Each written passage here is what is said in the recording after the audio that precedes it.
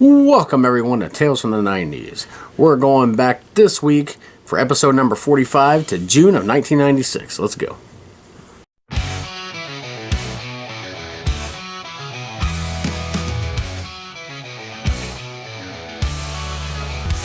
from the 90s never die. In our hearts they testify.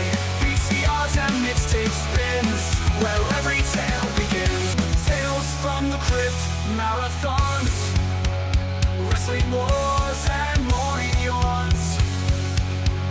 Play kickball in the street, man those days can't be beat.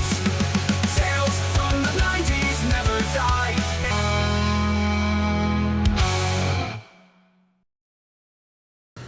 Yeah, this is our second trip into 1996, and 1996 happens to be my favorite year of all. Just music, wrestling, TV, video games, just all of it. That seems to be my favorite year. And like I said, our second trip into it. If you've never seen this before, I pick a random month and year of the 90s, and I kind of go in depth and talk about it, give some facts, and also some of my personal experiences. But I was 12 years old at this time and getting ready for my first year of 7th grade. If you missed some of my other shows about why I repeated the 7th grade, I failed the 7th grade. But anyway, speaking of that, I got a special bonus episode that's coming out, I believe it's the 19th, so not Friday this week, but the Friday after, if you're watching it this week. I don't know when you're watching this. These shows come out Wednesday. Try to do every week. There's been a couple weeks where I've missed, but anyway, sorry. I get off the rails here sometimes and get blabbering about other things. But anyway, this in my bonus episodes, I can look outside the 90s. It's just kind of a way to kind of just talk about anything. This month, since when we went to school in September, not August like they do these days. But anyway, so that's why this one is called Back to School. I just talk about my experiences at different schools. Just the things you do to get ready for the school year that everybody knows about, and kind of talk about the technology now versus then, and just all that stuff I'll be talking about in that one. So look for that coming in the next couple weeks, or if it's already out, look for it on here. Whether you're watching here on Facebook, you're on my Tales from the 90s page, YouTube, I got the videos there too, and they're all in different playlists on there. And also, if you're listening to this, you're on Spotify. Or if you're listening somewhere else and you're getting it some other way, I don't know. I don't know who would bootleg this podcast. But anyway, got a lot to talk about this week, so let's get right into it. Right off the bat, I'm going to talk about some wrestling. At this time, ECW hadn't got on pay-per-view yet, but they were working their way there. And they had these big events, what are known as supercards, and they would end up showing those over the next 3 weeks worth of TV, and they would do like promos about the matches and stuff later on, and just kind of splicing together into different episodes is the way they did things. Well, they had two this month. The first one was called Fight the Power. It was on June 1st from the ECW Arena. And like I said, it aired over the course of 3 of their TV shows called Hardcore TV. Pitbull number 2 defeated ECW television champion Shane Douglas to win the title. And in the main event, classic rivalry here, ECW Tag Team Champions, the Eliminators, defeated the Gangstas. And of course, later on, after Saturn of the Eliminators would leave to go to WCW, and Mustafa, I think he got fired or something. He left ECW. Anyway, New Jack and Cronus would team up, and they would be called the Gangsta Natives. They kind of took their rivalry and became a team. But at this time, their rivalry was going on. One of the most legendary tag team rivalries. Of course, this is before the Dudley Boys got famous and really big in ECW. They were there, but they weren't as big. They probably go down as the greatest ECW tag team of all time. And then WCW had their Great American Bash on June 16th. It was the 10th Great American Bash, but the 5th one on pay-per-view. When Great American Bash started, it was a Dusty Rhodes creation. It was like a series of events over the summer that would take place at different a lot of them would take place at baseball stadiums, outdoors. But later on, it would just become, a name for a pay-per-view. But this one was Baltimore, Maryland, and a lot going on in this one. The Outsiders, which would become the NWO later on, that year just debuted. Scott Hall made his way through the crowd on Nitro, and then Kevin Nash did a couple weeks later. But on this show, Eric Bischoff, who hadn't joined the NWO yet, and I'm not sure if they'd acknowledged on air whether he was president of WCW yet. They may have, but he was at least an announcer. And he tried to interview them on this show, and that Nash powerbombed him through a table, which was like big at the time. Announcers didn't get beat up then. That wasn't something that happened. Nowadays, it's like commonplace. Go take the stuff off the table. One of the announcers might get hit or something, or be involved in a match. But like I said, this time that was something completely different. But also on this show, a big match that I remember. I'd never seen the pay-per-view. Well, actually, I may have seen this. We used to get these are the days before digital cable. So we had this box. Not the old, super old one with each channel had its own button you push down, that one. But it was just a little small basic remote to this box. I remember it wasn't even Time Warner cable. It was just Warner cable. But on the pay-per-view channels, it would always mess up, and we would watch the free preview because there would be like a half hour before the pay-per-view started where they'd have matches or interviews, just a way to hype up the pay-per-view. Well, a lot of the times they would actually, the pay-per-views would be left on, I guess by mistake, and we get to watch them for free. Because back then you had to actually call the cable company, you can't order it on the screen. When that happened, the accidental leaving it on stuff ended, sadly. But I remember this happened month after month. And finally one month, I guess they realized what they're doing, and they turned the pay-per-view off like 15 minutes into it. And my dumb ass actually calls the pay-per-view company. And I'm like, you guys, WCW pay-per-view was on, you turned it off. And imagine I was 12 at this time, and this was probably that year. So anywhere between 10 and 14. So my voice was definitely not as deeper as it is now. So it was a high-pitched voice teenager calling. The pay-per-view was taken off. They're like, did you order it? And then I hung up the phone. I didn't want to get in trouble. I didn't do anything wrong, but I thought I was going to get in trouble. But yeah, I called them because they turned off my free pay-per-view. But anyway, this is one of the ones we've seen. And I remember this match well. Ric Flair teamed with Arn Anderson, of course, Four Horsemen members, to take on Kevin Green, who played for the Carolina Panthers, of course, Carolina, big territory for WCW. And he teamed with Steve Mongo McMichael, who, of course, was 1985 Chicago Bears Super Bowl champion. He competed at WrestleMania 2 in the Battle Royal for the football players versus wrestlers. But at the time, he was a WCW announcer and very, straightforward, anti-Ric Flair, but he was still just an announcer. But he teamed with Kevin Green, and then during the match, Mongo turned on Kevin Green and joined the Four Horsemen. So that was the point where, Steve Mongo McMichael became a Four Horseman and became a wrestler. It was pretty cool. Rest in peace to Mongo. He'd recently passed away. I can't remember what he had. If it was... I don't know if it was Parkinson's. I feel bad for not remembering what it was, but it one of those ones that's just devastates the body over time. But yeah, a lot of people say, talk about his wrestling skills, but he was entertaining as hell. One of my favorite Four Horsemen of all time, and like I said, not for the wrestling that I thought was bad, but the old school, just like with today, I don't like some of the 9 million flips that people do. Imagine during the Cruiserweight time what people probably thought of it, which was during this time. But anyway, on that same show, the main event, WCW World Heavyweight Champion, The Giant, which, of course, better known as The Big Show now. Well, I guess he's Paul White in AEW, not that I watch that crap. Sorry, I hate that freaking company. And anyway, he retained his title pinning Lex Luger. And then we're going to go back to ECW because they had their Hardcore Heaven. It was their third one. Of course, that would become a pay-per-view later on. That was June 22nd, also from the ECW arena.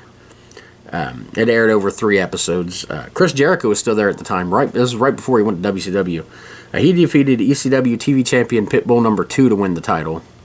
And in the main event, Sabu defeated RVD. It was kind of the start of their rivalry, and then they would become reluctant tag team partners and champions. That was a long-term story that never really ended with them breaking up and having the big feud like you thought they were. They just kind of they got along just to get along. Like, they couldn't stand each other. Like, Sabu, like, hated RVD, but he never attacked him. I don't think. He might have a couple times. RVD was like, could care less, and then Bill Alfonso, their manager, trying to keep them together. This was the beginning of that when they had their first series of matches.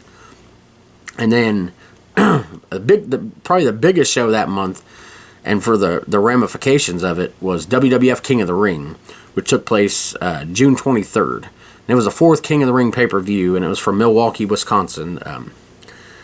Hunter Hearst Helmsley, Triple H now, defeated Aldo Montoya, who was, of course, just incredible later on. He ended up being a scam artist. He scams fans and promoters out of money these days, but that's besides the point. He was like nothing in WWF. And this was the start of the Triple H gets punished phase. If you know wrestling, you know what I'm about to talk about. If you don't, the famous thing was called the curtain call. It was when Scott Hall and Kevin Nash left WWF to go to WCW, and it was those two, Shawn Michaels and Triple H. They were all friends, and they were I can't remember which ones were baby faces and which ones were heels. Triple H obviously was a heel. Shawn Michaels was a baby face. Can't remember what Razor and Diesel, which was Scott Hall and Kevin Nash. But anyway, they all went out the ring to say goodbye to each other and hug after the thing, and it was, at that time, it was a huge deal. Nowadays, you go on Netflix and you can literally watch them talk about their matches and go out and have them. Like that's how different it is. But back then, that was a huge no-no. And Shawn Michaels or Kevin Nash and Scott Hall left the company, so they couldn't be punished. Shawn Michaels was the WWF champion, so they're not, and the biggest star in the company, between him and Bret Hart. So they're not going to punish him, so it all fell on Triple H. He was supposed to win the King of the Ring this year, but he ended up going, like I said, facing the likes of Aldo Montoya and having the stupid hog pin matches with the Godwins where he'd end up getting like thrown into animal poop. He really got a lot of crap, but he ended up proving, how big of a star he could be. But anyway, it's just weird to think like back then that was like such a huge, but it was, back then wrestling was super guarded. You didn't talk about anything then. All these podcasts you see today, if the internet had existed then, maybe it would have changed then, but the way wrestling was then, like anybody said any kind of secrets, like a video interview or anything, they're thrown out of the business. But anyway, going on with the show, Ultimate Warrior defeated Jerry Lawler in what was Warrior's final WWF pay-per-view match ever. Ahmed Johnson defeated WWF Intercontinental Champion Goldust to win the title. And for the King of the Ring, Stone Cold Steve Austin ended up being the winner, which is, if that Triple H thing hadn't happened, Triple H would have won, then all the stuff with Austin might not have happened, and Stone Cold might not have got to be the Stone Cold everybody knows. I know everybody, he was such a big star that you'd think that he'd have to have. But in wrestling, one little thing changes and careers completely can change because it's all based on like momentum. Like with this, he won the King of the Ring. The path he got there, on Raw he defeated Bob Holly, and then the next week on Raw he defeated Savio Vega. And then at the pay-per-view he defeated Mark Marrow. And then he had to actually leave and go to the hospital because he got a cut on his chin that was like so bad it wouldn't stop bleeding and he needed stitches. But anyway, he ended up making it back. Like I said, if he wouldn't have made it back, this wouldn't have happened. But he ended up making it back and defeated Jake the Snake to win King of the Ring. And then he gave that special Austin 3:16 speech that everybody knows so well, and that really got, eyes on him, and he became really a star for the first time, not just, another wrestler. And if it wouldn't have been for that, I don't think we would have had the Stone Cold that we know. It wouldn't have been able to get to that point. He would have been stuck doing, kind of in the middle of the pack probably, because they weren't treating him like he was like, obviously he wasn't even planning on winning as Triple H was, but he might have left. Who knows? His career might have went nowhere. He might have ended up trying to go back to WCW. You change one little thing, and anyway, sorry I'm taking forever on this. That wasn't even the main event of the show. The main event of the show, WWF champion HBK retained his title. defeating British Bulldog with Mr. Perfect as special enforcer. And then there's one other title change this month that didn't happen on pay-per-view. It was June 24th. Harlem Heat defeated WCW World Tag Team Champions Sting and Lex Luger on Nitro. And then some sad news to end with. June 15th, a legendary Texas wrestler, I believe he was Texas, Dirty Dick Murdoch, passed away at 49 from a heart attack. Definitely a legendary character in the business. Obviously, I never got to see him wrestle, but obviously him and Dusty Rhodes were super tight, and he's one of some of the biggest wrestlers' favorite wrestler. But that's pretty much all I got for wrestling this week. I would talk about some kids' meal toys, because everybody remembers getting toys in the kids' meals. It was like the favorite, like even more important than the food. McDonald's, of course, obviously the biggest known one with the Happy Meal. They had toys from the Babe movie, which had recently come out. You remember that movie with the pig? I don't remember if I've seen that all the way through. I know it seems like one of them staple movies, but I've never even seen freaking E.T. I never seen The Sandlot or The Big Green until like the last year. My wife had me watch The Big Green yesterday, but it's like some of these movies that everybody remembers from the 90s, like I was busy watching wrestling or cartoons on TV or scary movies. Some of these like movies, like you had to have seen. Like, there's a lot that I have seen. It's just some like that for some reason, just hadn't seen it. But anyway, one movie that I'll be talking about later on, they had toys for. Burger King had The Hunchback of Notre Dame, which was a big Disney movie. It really doesn't get talked about as much today. It's not talked about in the same vein as like Lion King and Hercules and Aladdin, and I guess to be fair, it wasn't as big as those, but I remember like there being advertisements everywhere for it, so they made it seem like a big deal. I guess it just didn't perform as well, but anyway, talk about that a little bit later on. Burger King had those toys.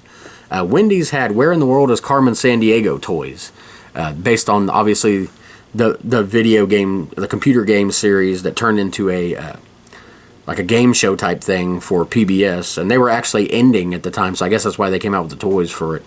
Different stuff like a spyglass and stuff like that, because they always have for those toys, a lot of them would be like cars or like action figures, or there'd be stuff like active toys, activity toys, whatever you want to call it, like that. And the next one is actually an activity toy. It's KFC's, back when they had kids meals, had the Chester Cheetah Summer Fun Toys. I don't know how they get involved with them. They weren't doing any, I don't think they were, selling Cheetos there. But anyway, they were, summer-themed toys. They had, Frisbees, sunglasses, a visor, that type of thing.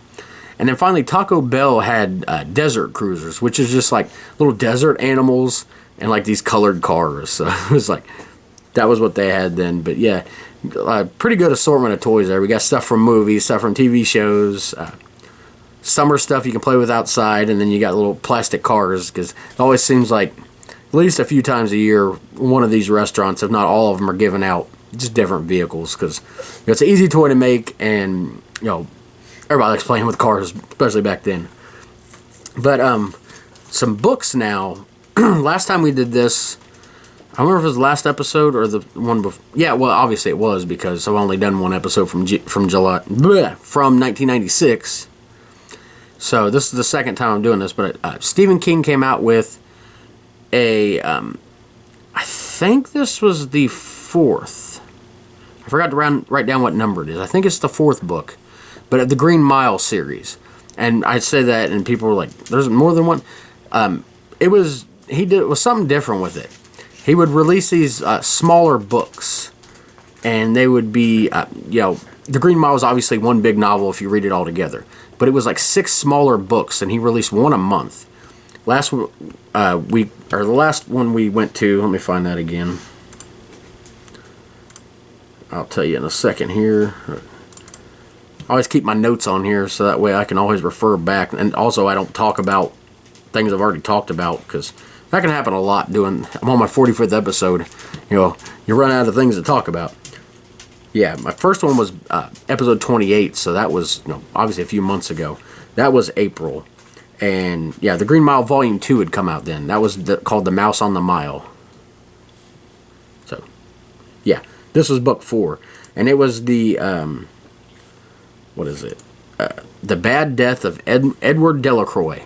which of course everybody knows that if you've seen the Green Mile movie, that's the part where little stupid Percy Whitmore just had to freaking be involved in electrocuting somebody. They were trying to get him that idiot who was only there because his uncle was, I don't think he was the governor, but he was either, he might have been the governor. He was either the governor or like high up in the government in that state. But anyway, that's how he got his job, and that they were wanting to get him out of there. He's like, they're like, if you get to take place in the execution, then then you can go.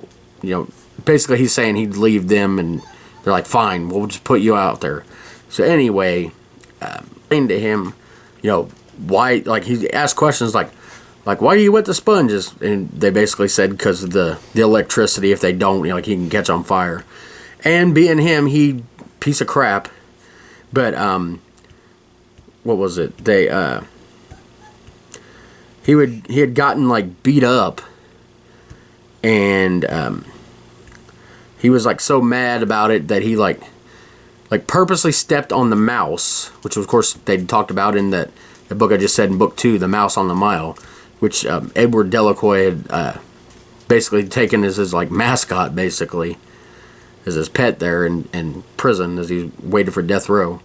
But he like purposely killed it, which of course John Coffey brought back to life. But anyway, he purposely didn't wet the sponge, so his head caught on fire, and it was like horrible. But he ended up getting what was coming to him. But anyway, that was the 4th book of that. So that was a kind of a cool concept. Like if you had gotten that like one each month instead of waiting for the whole thing. I think the first time I ever read it was like the full novel. It was a couple years after that, and they released the full novel. But at this time, they were just putting out like 6 little volumes. But Goosebumps came out with their book number 44, Say Cheese and Die Again. Of course, sequel to one of the bigger Goosebumps books, Say Cheese and Die, about that camera. If you haven't read the book, you've probably seen the TV show. So if you're from my time period. If you're not, then go watch it. Go read it. Even More Tales to Give You Goosebumps came out. And it was the 3rd book in a series that was made to kind of model the scary stories to tell in the dark that come out in the late 80s and early 90s, which was one of the most famous book series in history. It's the scary stories to tell in the third. I can't talk. The 3rd one in that, the Tales to Give You Goosebumps, but this is called Even More Tales to Give You Goosebumps, and it had like 10 stories in it, I think. And then the Give Yourself Goosebumps series had started, which is like the Choose Your Own Adventure books. So obviously Goosebumps took ideas from other things, but did it in their own way. But number 6 came out this month, and this is the first one of them that I ever read. And I read it a couple months ago, because I didn't even get to discover this, because I was in middle school at the time, and, didn't have a lot of Goosebumps books, and I really wasn't caring about the library. I'll talk a little bit later how crap was getting bad at home. But, I never even noticed they had a Give Yourself Goosebumps series. But anyway, was Beware the Purple Peanut Butter. Like I said, I read that a couple months ago. It's the first one I ever read. It's really cool. They don't, with those and the Choose Your Own Adventure books, it's not like you're like, a lot of the endings they give you are like bad endings where you basically die or you get stuck somewhere, although they don't say you die because they're kids' books. It's just implied. It's implied you die. But there's only 1 or 2 like satisfactory endings, and I heard of a couple of them only had like 1. I'm reading my 3rd one now. This one's about you get to choose whether you go to the past or present, and you got to find your brother, and you got this time thing, and it's pretty cool. I haven't gotten to a good ending yet, though, and I've gotten to like probably 12 different endings, but a really good series. Speaking of really good series, next we're going to talk about Tales from the Crypt. And if you've been watching my bonus episodes, I just finished my countdown of my top 40 Tales from the Crypt episodes. I did 4 episodes of those, obviously 10 each time, with the Crypt Keeper segments. But on this podcast, I only talk about it whenever it's actually on there, like, not on there, but the episodes aired, if they aired in the month I'm talking about. And in this one it did, although sad to report, it's the not as good season 7. If you know Tales from the Crypt, you'll know why. Yeah, that's the season where they filmed everything in England, and the quality just was not good. In fact, one of these episodes I'm going to talk about, I've never actually seen, even though I own the series and thought I'd seen them all. But anyway, we're in the middle of season 7, getting towards the end of it. Episode number 7 was The Kidnapper. And it's about a guy who obsesses over this, he owns I think it's a bookstore or some kind of used furniture store, something like that. But anyway, this pregnant woman shows up, and she has nobody. She ends up moving in with this guy, but they're just friends. She says she doesn't want to be with him like that. But of course he falls in love with her instantly. She has the baby, and the baby crying all the time, and before the baby was born, they would go out to movies and have dinner and spend a lot of time together, but just as friends. Obviously he wanted more. But anyway, once the baby comes, she has no time for him, so he ain't having that. And he's tried a few times to get her to be in a relationship with him, and she said no. But anyway, like I said, he ain't having that baby, so literally, he arranges the baby to be kidnapped, and then he ends up getting what's coming to him. I won't give too much of the episode away. It's not a bad episode. Like I said, not all the ones in season 7 are bad. It's just the quality is not as good. The next one's kind of a weird one. It's got a lot of scary elements in it, but it's kind of weird. It's called Report from the Grave. It's about this paranormal researcher who invents a machine that can collect thoughts from the dead. So he uses it to go after this serial killer who also happened to be a hypnotist. So when he starts getting his thoughts, he ends up using his hypnotizing power, the dead guy does. So he's able to do stuff from the grave, and the guy that the researcher's girlfriend ends up dying because of this. It's a kind of weird one. The next one's just a really weird one. It's not a bad episode. It's not one of my favorites. It's called, obviously none of these made my top 40 list. Only one from that season did. The last one, called The Third Pig, the last episode ever. Anyway, this one's called Smoke Rings. It's about a guy who's hired by this homeless looking guy to take this device to this advertising agency, and it would hypnotize people into you give them mind suggestions and get them to go along with things. Well, it turns out that this guy used to run the company and is using it to get at these people, or is he? Because it's a whole lot of twists and turns. I can't even give you the actual ending there, because as this person turns on this, it gets confusing at times, and that's not really what you want from Tales from the Crypt. And then, like I said, the last one, episode number 10, I've never even seen. It's called About Face. It's about a priest who discovers he has 2 twin daughters. One of them's good, but one of them's evil and doesn't like him for abandoning them. Of course, being a priest, he obviously was sleeping with somebody he wasn't supposed to, because priests aren't allowed to do that. But anyway, a lot of, not the best episodes there. Obviously, your better ones you're going to find 1st through 4. 5 and 6 have some good ones in it too. But 7, if you find all, obviously if you want to complete the collection, and I'm just talking about the episode from seasons number 1, Collection Completed, if you remember that episode. But if you want to complete the collection, obviously get them all. But if you're able to find all 6 but not the 7th one, you're not missing too much there if you can't find it. But anyway, we're going to move on and talk about video games. There's a couple of releases that happened this month. Games come out. And both of them I don't have a ton of memories with, but just kind of memories surrounding them. The first one that come out, they're both Nintendo 64 games, is Quake. I'm more familiar with Quake 2. I don't know if I've ever played Quake. I think I've even played Quake 3, but I've never played the first Quake. Quake 2 is one of my favorite ones, and I'm not huge into the first-person shooter games, but that one I really liked. That game was scary. Especially you'd be firing somebody, and you turn around, and there'd be this monster right in your freaking face. Scared the crap out of you. But the other game is Super Mario 64, and I never really, this is one of those games that everybody played. We never had it, so I never played it. And just from seeing the game footage, I don't think it'd be one that I'd particularly like. I like the older style Mario game. It's weird. I like the older Mario games, the side-scrolling, type of games. And obviously I like the Mario Kart and Mario Party games. But I'm talking about my regular Mario adventure games. I like that. I don't really care for all the 3D games that have come out, like for that and GameCube. I believe that GameCube had one, but I know the Wii did. Like, I think that was Galaxy, but I don't really care for those. Where with Sonic, I don't really like the older ones, just because of the fast motion. It gives me like a severe headache. Although I do like Sonic Spinball, but I love the 3D Sonic versions, like Sonic Adventure and Sonic Adventure 2. If you see my channel, I've been playing through Sonic Adventure, and I'll hopefully get through all that and do Sonic Adventure 2. But anyway, it's kind of reversed with those. Like the Mario, I like the older style more. Sonic, I like the newer style more. But speaking of Sonic, let me do a segue here. Speaking of video games, you play those on televisions. We're talking about TV next. But actually, speaking of TVs, Zenith introduced the first ever HD TV capable, which HD TV was big then. Now we hear about like 6K and all this other stuff. But back then, HD TV was like the big word. But the front projection big screen TVs, if you know what I'm talking about, I'm not talking about the ones they have today, like flat screen stuff. These were those huge ones, like gigantic. My grandpa had one with like the flat, like plastic, like if you touch it's like a plastic screen, and like the big bottom with like the speakers.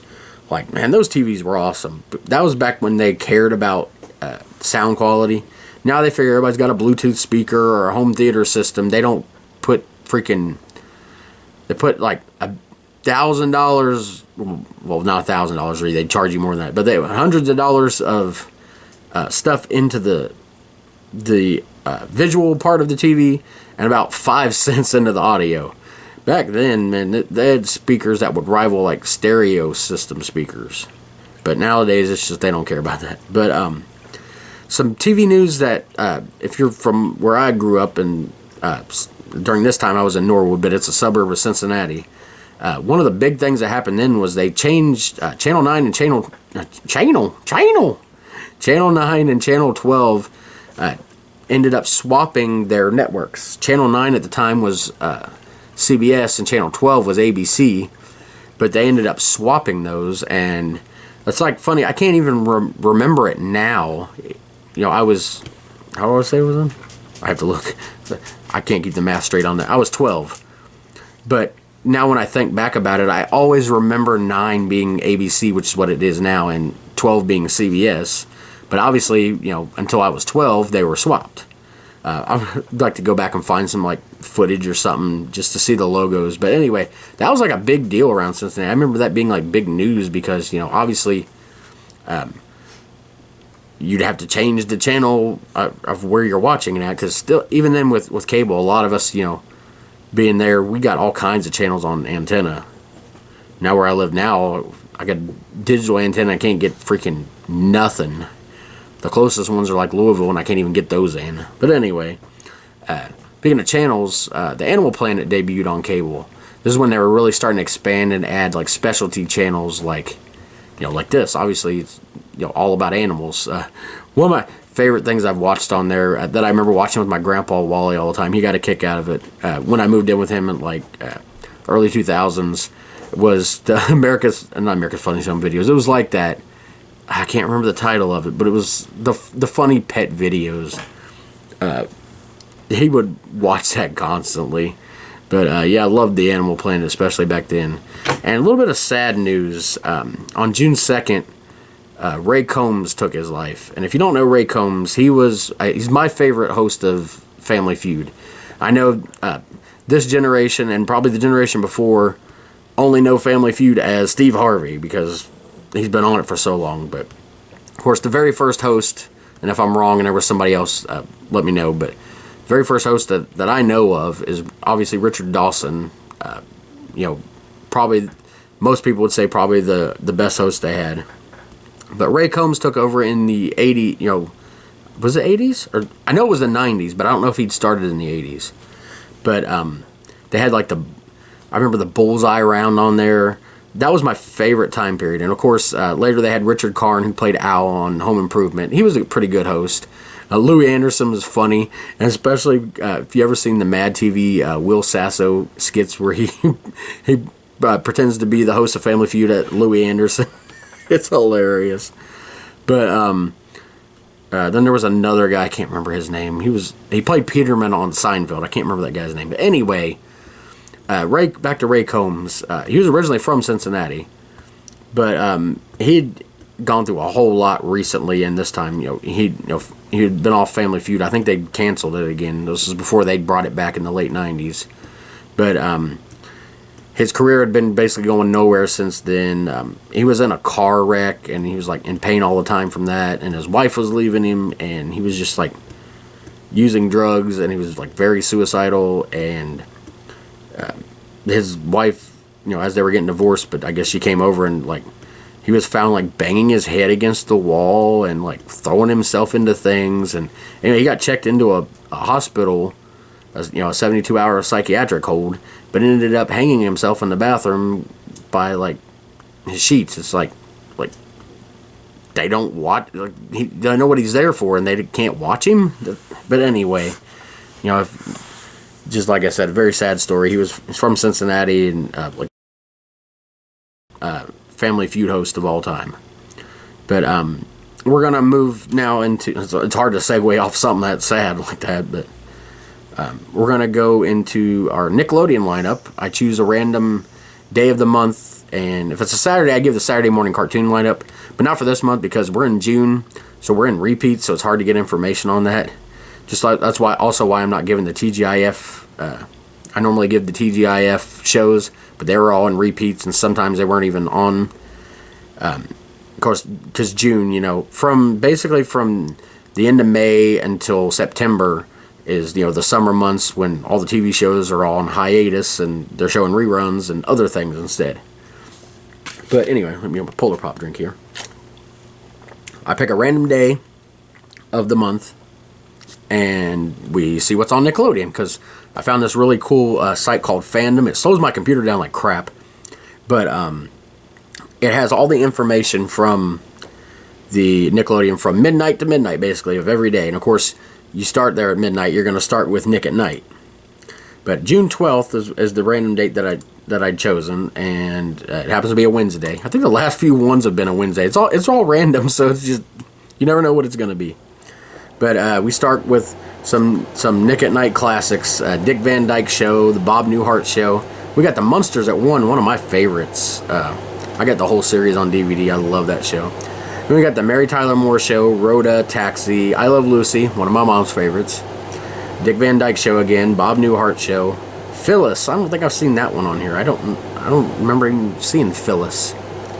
But then we've got 5. It's kind of where Nickelodeon is taking over, but still kind of for the some of the kids are still sleeping, some are getting up at 5 for school, depending on where you lived. But of course, being June, they weren't in school then, but still they kept the same schedule. Basically, with some variations. But anyway, at 5 we get Lassie. Love that one. That would show on Nick at Night and during. Oops, sorry, my microphone. And during Nickelodeon. And then we've got 5:30 something called Big Help Stories, which the Nickelodeon had their campaign going on, the Big Help, which is trying to get people involved in cleaning up garbage and basically just helping with the planet. Basically, there was a big movement in the mid-90s of cleaning up the planet because everybody's scared to death because of the ozone stuff. I don't think it's as bad as people say, but I'm also not saying pollution doesn't cause problems either. But anyway, these big help stories were basically just stories of kids doing this and coming up with projects to help with their town. Pretty cool thing. And at 6 we got Flipper, which is basically Lassie in the Sea. It's Lassie. Sorry, I had to. And at 6:30, one of my favorite cartoons, Alvin and the Chipmunks, the 80s version. Then at 7, my brother Josh's favorite, Wienerville, hosted by Mark Wiener. And Josh's favorite segment was Boney. Yes, they had Wienerville, hosted by Mark Wiener, and a puppet named Boney. But we're not supposed to make perverted jokes. The teens did. The little kids didn't know what the thing was about. Although Wiener, any little kid knows that word. There he goes on, Wiener. But it comes on the show, they go, Wienerville. Anyway, it was a crazy variety show. Speaking of crazy, 7:30, we got the Beetlejuice cartoon. I love the cartoon. I didn't care for the movie. Don't shoot me. I loved the cartoon, but didn't care for the movie. Then at 8, we got Looney Tunes on Nickelodeon. Then at 8:30, Gumby. I loved freaking watching Gumby. See, this is my time. I remember 1996 more than anything. 9 o'clock, we start Nick Jr. Like I said, even though school was out, they still kind of kept the Nick Jr. schedule, which ran from about 9 to 2, which was during the day when kids would be at school-age kids would be at school, preschoolers and younger would still be at home, and they'd have the younger stuff. Even though Rugrats, obviously, you can put that on from 2 years old to 102, and people would watch it. But at 9:30, we got the Busy World of Richard Scarry. It was a cartoon full of like animals, this like town full of animals, and they all had different stories. And it was originally started on like Showtime, but moved to Nickelodeon, or at least they showed reruns. I can't remember which. At 10, we got Rupert. 10:30, Muppet Babies, one of my favorite. 11, Allegra's Window, and 11:30, Gullah Gullah Island. I remember those two came out the same time, but Gullah Gullah Island was always my favorite of those two. We got Papa Beaver Storytime, which I don't remember that much. Then we got Busy World of Richard Scarry again. At 1 o'clock, we got Eureka's Castle, one of my all-time favorites there. Just puppets and all their different lives and how they interact with each other inside the little music box known as Eureka's Castle. And then Gullah Gullah Island ends the Nick Jr. portion, and then we're turning it back over to the slightly older kids that would come home from school, or just during June, just maybe they come in from playing outside. I don't know, but we got Gumby again at 2, and then 2:30, The Adventures of Tintin, which is like a French cartoon that they dubbed in in English. I really love that one. Then we got Looney Tunes again, Beetlejuice, Muppet Babies, Alvin and the Chipmunks. And then at 5, we got Tiny Toon Adventures. Freaking love that cartoon. Looney Tunes again. Then at 6, we start showing stuff for the teenage crowd. We got Clarissa Explains It All. Love that show. That's, of course, Melissa Joan Hart got her start there. Before she got even more famous on Sabrina the Teenage Witch. She was everybody's first crush on Clarissa Explains It All. Then at 6:30, we got Rugrats again. And then at 7, we've got, along with Rugrats and Ren and Stimpy, Doug, one of the original 3 Nicktoons.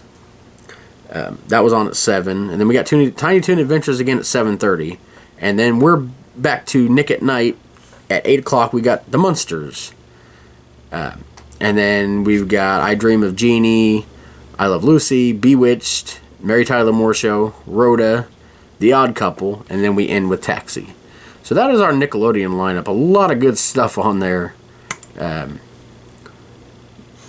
don't know what I'd pick as my favorite. Alvin and the Chipmunks, Gumby, Muppet Baby. There's so much on there for me to watch.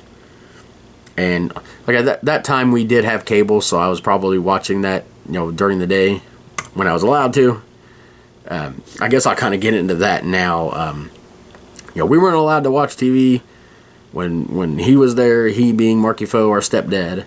We weren't allowed outside when he was there, but luckily he worked as a truck driver, so he was gone from like early morning until at least 5, sometimes it'd be 5 or 6. It would never be a set exact time when he'd get home. Fridays would always be longer, but there'd be like days when like he would get home, like mom would like, he won't be home till 8, and we're like, oh, like the greatest time in the world, we get 3 more hours without him there. That's how bad things were going. But this was a summer I was actually starting to be able to have friends come over, but then it would always be thwarted, if that's the word used, by Marky Foe. Like, I had a friend named Greg, and I'm only saying he's black because it plays into the story. Like I said, my black friend Greg, but I'd known him since elementary school, and we'd become, pretty close friends, and he lived somewhere in the neighborhood. I can't remember, I've never been to his house, but, somewhere close. But anyway, he was allowed to come over one day. Marky Foe was throwing one of his drunk fests in the backyard, just a reason to drink and cook out food, which that part I liked. But he was allowed to come over, and I gotten into one of the toys I'd gotten for Christmas, but I'd never really dealt with. And I was showing Greg my room, which wasn't much to show. Like a freaking shelf full of encyclopedias and some clothes and my radio. But this story I'm telling, I remember it takes place a couple years before this. If I remember, I think it was like 94. But anyway, or maybe 95. It might have been the year before. Anyway, one of the toys I got for Christmas was Magic Rocks. If you remember those, they're like little crystals, and you put them in a fish bowl. You put water over them, and it's got chemicals on them, and they like grow and stuff. But anyway, the chemicals got into they're chemicals, so they'd made our eyes bloodshot. And he looks at us and is like, "You're doing drugs up here with this black kid." Literally, that's what he said. He's like, "Drugs, drugs." He's like, "Drugs, get to jail." That's another story. I could tell that story in a minute. But he like swore up and down we were doing drugs up there, and there was no smell of nothing. It wasn't like today where you can do stuff that don't have a smell, just like eating stuff. You know all about that. I never used drugs in my life, so I don't know anything about it. But I was accused of doing it that day, and wasn't allowed to hang out with him anymore. I was caught hanging out with him at walking home from school, and Marky Foe showed up and screaming at me to get in the car or the van. I can't remember if he had the van or a stupid. I think he had the van then. And then when he got home, we were going home. He was like explaining. He was like, "It's not because he's black. I got friends blacker than him." It's literally the words he said. I got friends blacker than him. like, yeah, way to be racist, but you're not racist. Anyway, that's why I said that's why I had to tell why he was black to get to that part of the story. But the other story, oh my God, it reminded me of it, the drugs part. Okay, we had iguanas, and they were fed with kale or just random greens you get at the store. Throw them in there, and they'd eat them. But they would have special powder you put over their food that gives them extra nutrients, and it comes in this little plastic scoop thing. And we were obsessed with the Leprechaun movie, and we didn't know what his little weapon he had was. It's called a shillelagh. We didn't know what it was. We called it the Leprechaun spoon, okay, because it kind of looked like a spoon, big spoon on the end. So I just decided one day to take this thing, this scoop for this iguana food, and tape it to a skewer. You make shish kebabs with. And I was just going around it's my Leprechaun spoon. Marky Foe saw it and thought I was doing freaking crack with it. He's like, it's drugs, get to jail. He thought I was doing crack with the Leprechaun spoon. On that day, Crackhead Dave was born, I guess. Don't you need metal spoons because you're supposed to heat that that's about the extent I know of it, but are you supposed to heat that over metal with the plastic of you really think I'm in here with an iguana scoop doing drugs? You're doing more drugs than I was apparently doing. But anyway, during the summer of I'm talking about now, 96, for sure, I had a friend named Nick from school, and I would get to go over to his house sometime, and I can't wait till it's either July or August, whenever the Summer Olympics. I can't remember when it exactly started, but I can't wait to tell that for that month, because I'll tell the story about getting to see the actual Olympic torch come through Cincinnati and getting in trouble for how far I went to see it. But anyway, I would go to my friend Nick's house. I had a bike then. I had this yellow bike, but I didn't care about the neon yellow color because it was my favorite type of bike was I think it was a 10-speed. Yeah, I didn't have a 15-speed then. I had 10-speed, but my brothers Josh and Travis were into the trick bikes with the pegs and stuff. I didn't like them because it was harder to pedal. I liked the mountain bikes because you could just freaking you can go fast on them and go up hills easily on them. I cared more about the function of riding a bike than trying to do tricks and stuff like them. But of course they were more into the Tony Hawk stuff and skating than I was. That was more closer to their generation. I was a little bit higher. I was higher than them, apparently to Marky Foe I was. My Leprechaun spoon and Magic Rocks. I was just having a freaking drug party there. Apparently, just anyway. My friend Nick actually got to come over and spend the night a couple times, believe it or not.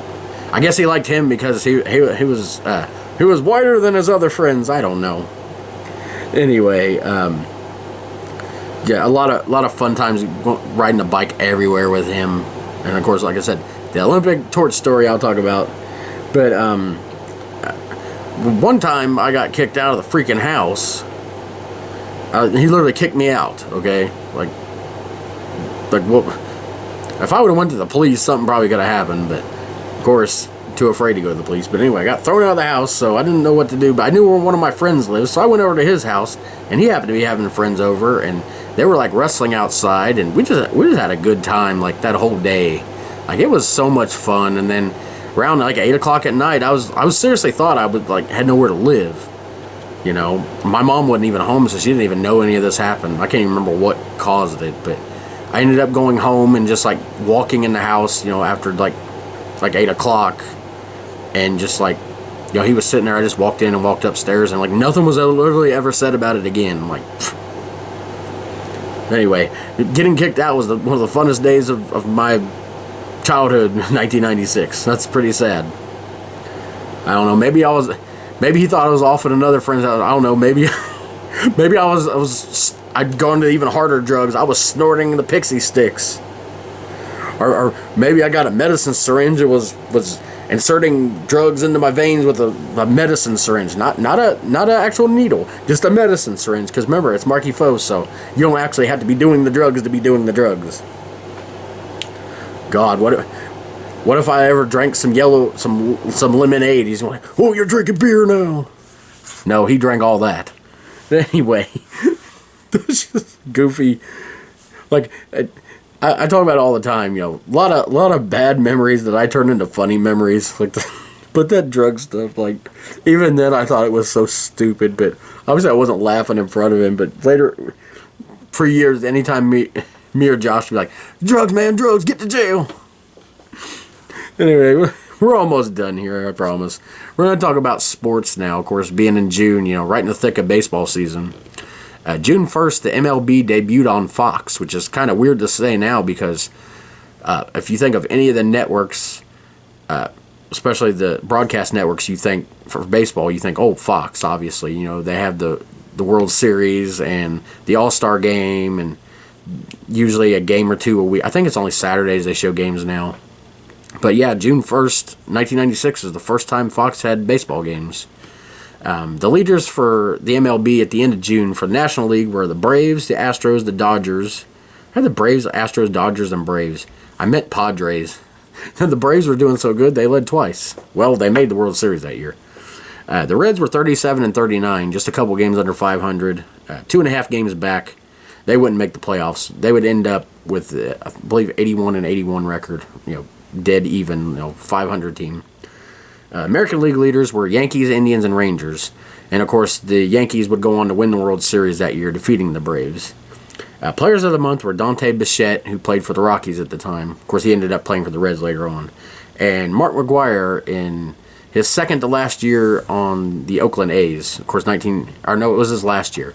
Next year, he joined the Cardinals. And, of course, 1998 was that huge home run year, the battle between him and Sammy Sosa. But pitchers of the month, Jeff Facero and Oral Hershiser. And this was also around in June of 96 was when Marge Schott stopped being the day-to-day stopped dealing with the day-to-day operations because she was the CEO of the Reds. She was the owner too, but she had made like horrible comments in the past and already was made to stop being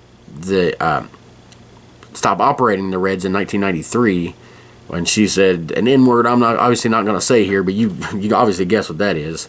And this time she was talking about Hitler and women working and Asians, and like baseball had enough. And then 2 years later, she ended up selling the company to a group that was led by Carl Linder.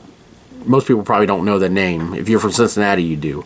At one time, he's one of the richest people on earth, and he lived in Norwood. He was like worth over $1 billion, but he ended up having a group that would buy the Reds, and of course they've been sold since. But the Linder Mansion is a big place to visit. We would go on field trips there, but he made his fortune basically. He turned his family's dairy farm into one of my favorite stores of all time, UDF, United Dairy Farmers. Gotta have a chocolate malt if you ever visit there. But they opened their first store in Norwood, obviously where he's from and where I especially during this time I was living. Most of my memories come from Norwood. Outside of living in Indiana, that was the most time in Cincinnati I'd spent was in Norwood. But yeah, and he was like one of the nicest guys ever. I remember when he owned the Reds, we would always get tickets at schools. They would give them out to kids.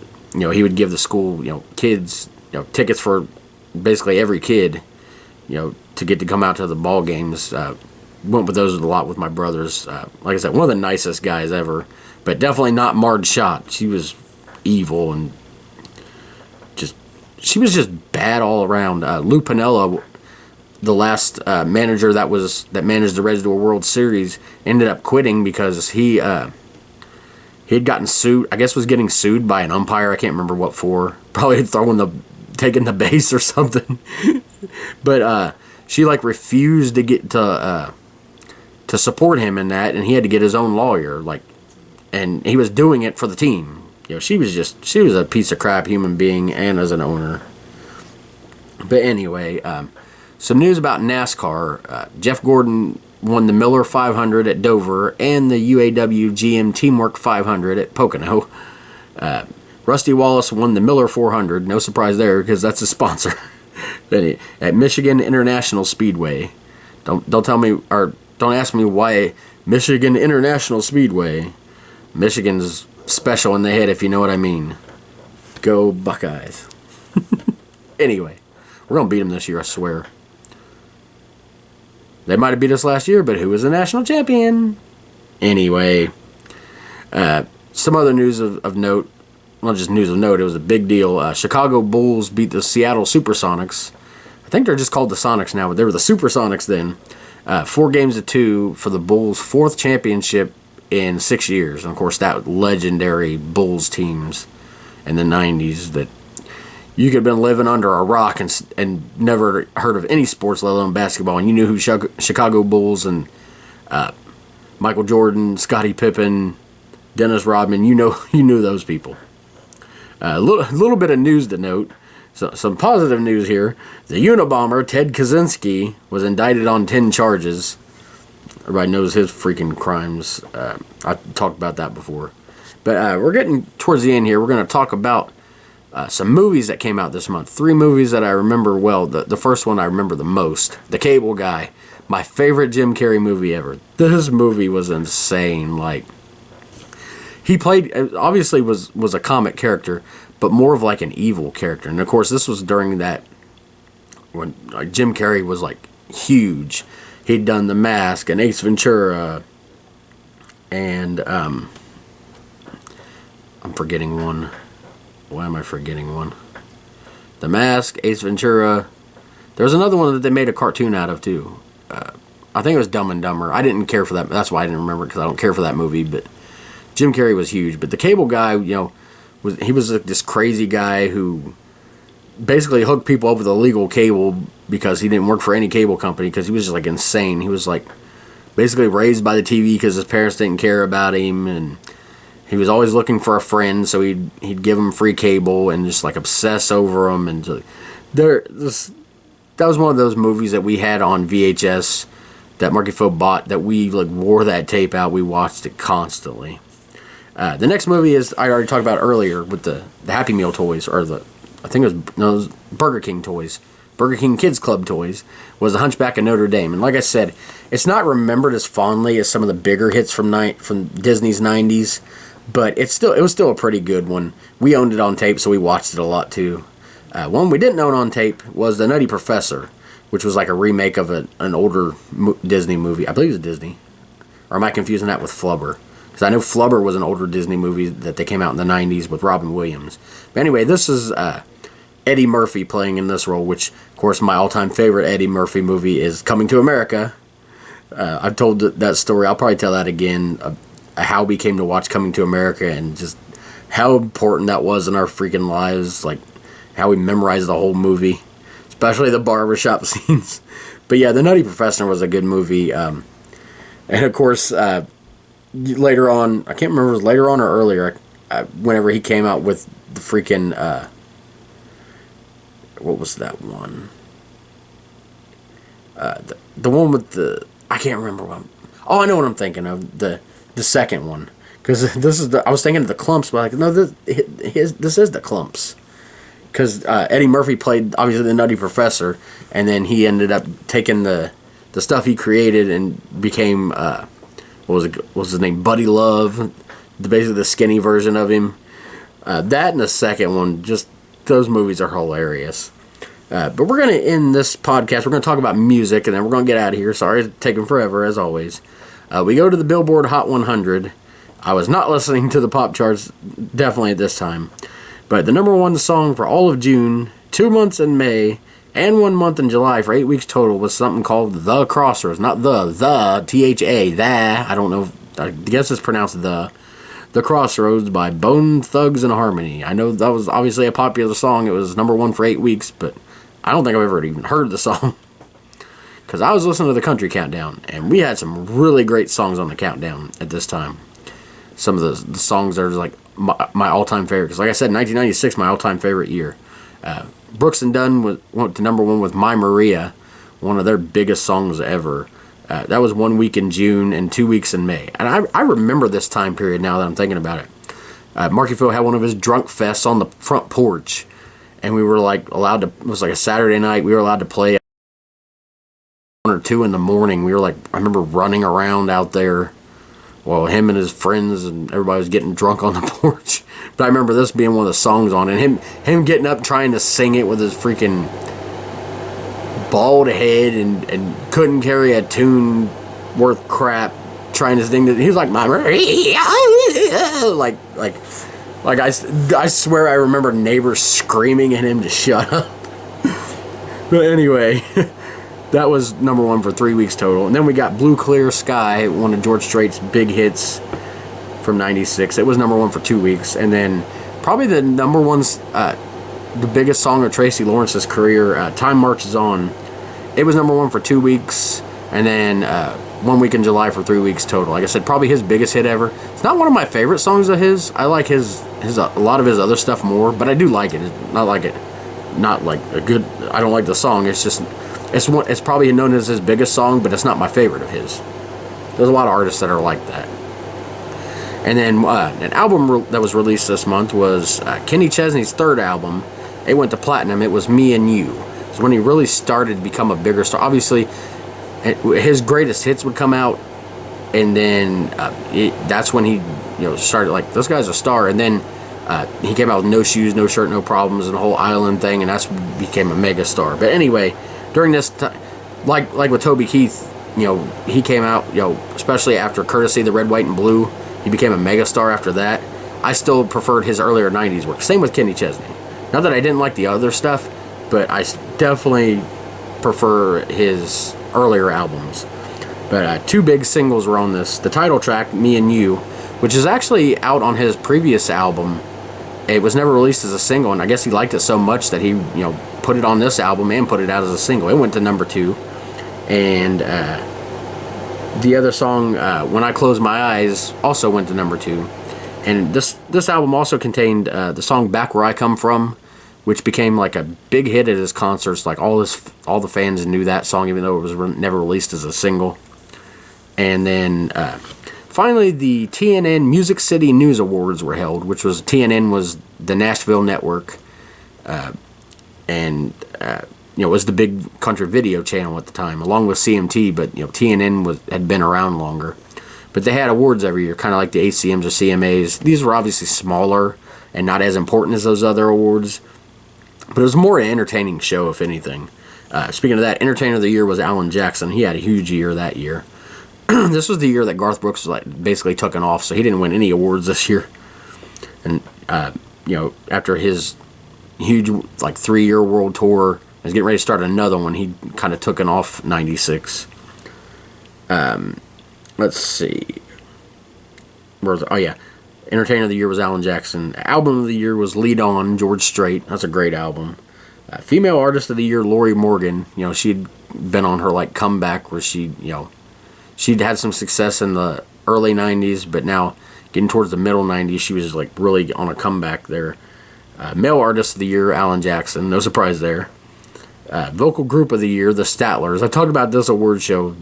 They were like separated groups and bands. Like vocal group, they considered like the better singers, and they gave it to the Statlers. Like, yeah, the Statlers are good singers, but they haven't had a hit on the radio in like 30 years, and they're still getting awards. And I'm not saying they shouldn't have. I'm just saying, like, some of these award shows would give, like, obscure people that, you know, should be played, but they're not played, so you don't know how they're getting the awards. Anyway, Vocal Duo of the Year, Brooks and Dunn, they won all the duo awards until the very late 90s, early 2000s, when Montgomery Gentry finally challenged them. There was, like, no challengers at this time. Because who could compete with Brooks and Dunn? Especially when you put out songs when Marky Foe is saying it like this. I swear someone had like a shotgun was wanting to take his head off when he was out there singing. Freaking 1 o'clock in the morning, drunk as hell. Sorry, I keep going back to that.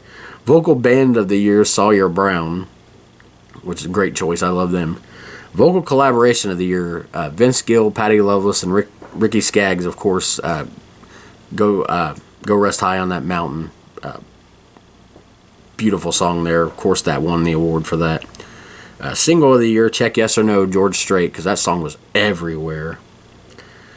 Also won Video of the Year, because it was a really good video, too. George Strait didn't do a lot of videos, but when, you know, especially he did one like that, and it actually had like a story behind it, it was a really good video. The male star of tomorrow was Brian White, and of course that's like the next breakout star. He was a really good singer. Obviously, nobody talks about him these days. But the other nominees in the category were Ty England, which was Garth Brooks' guitar player who had went out on a solo career. You know, basically after their tour wrapped up. I believe Garth Brooks actually produced his first or second album. Might have been his first. But he ended up not having that big of a career at all, sadly.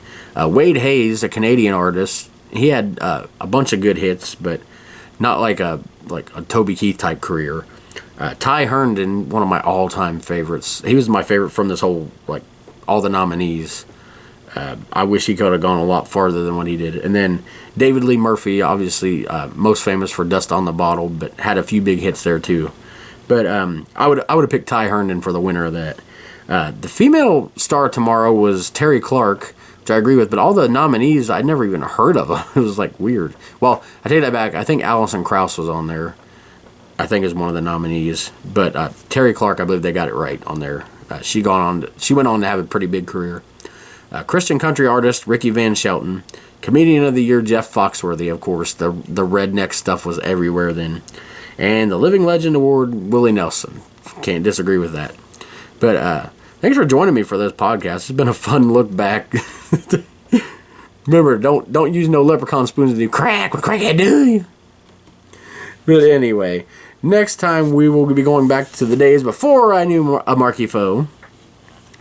This was, I don't think my mom was with anybody this time. We were living at, I think we were living at my, let's see. Yeah, we were living at Granny's house then. Anyway, I'll tell you when it is.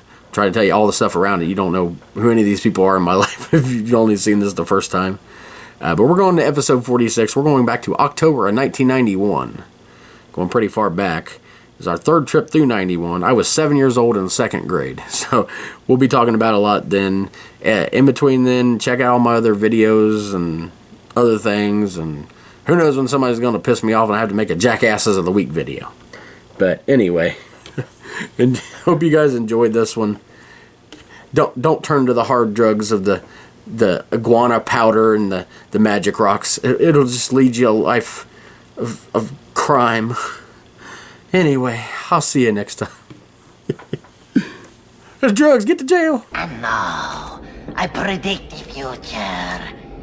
Next week, you'll be in the same time, same place, same station, for another hideous, hateful haul of horror.